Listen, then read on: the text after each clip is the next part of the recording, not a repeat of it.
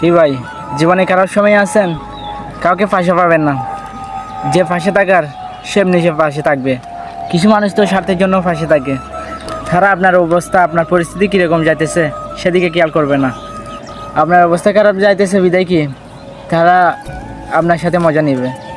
হয়তো সামনে একটু কি আপনাকে সাহায্য করার বা উপকার করার কি করবে, ভান করবে, কিন্তু শেষে গিয়ে বুঝতে পারবেন তারা আপনাকে কখনো মন থেকে আপনার ভালোটাও চায় নাই।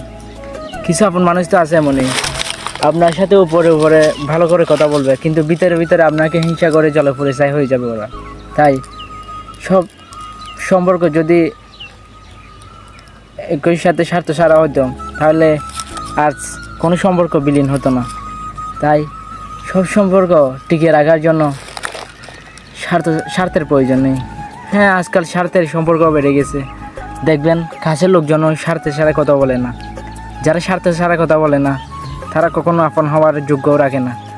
তাই আমাদের চারপাশে অনেকেই আছে যারা সুযোগ বুঝে আমাদের সাথে সম্পর্ক করবে, তাদের পরিস্থিতি ভালো দেখে আমাদের সাথে সম্পর্ক করতে আসবে।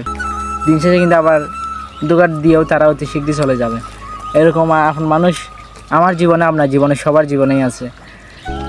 এগুলো হলো কি, সময়ে সময়ে আপনার কাছে আসবে, আপনার সাথে কথা বলবে, আপনার সাথে একটা ভালো সম্পর্ক করার চেষ্টা করবে। দিন শেষে কিন্তু দোকানটা অতি শীঘ্রই দিয়ে দিবে। এরকম সুবিধাবাজ মানুষদের থেকে দূরে থাকাই ভালো। হয়তো দূরে থাকা যায় না, তারপরেও চেষ্টা করা যায়। যদি চেষ্টা করতে পারেন এরকম মানুষগুলো থেকে দূরে থাকতে, তাহলে দিন শেষে ভালো থাকবেন। কারণ এরকম মানুষগুলো অনেক ভয়ঙ্কর, এগুলা বদলাতে সময় লাগে না। ধন্যবাদ।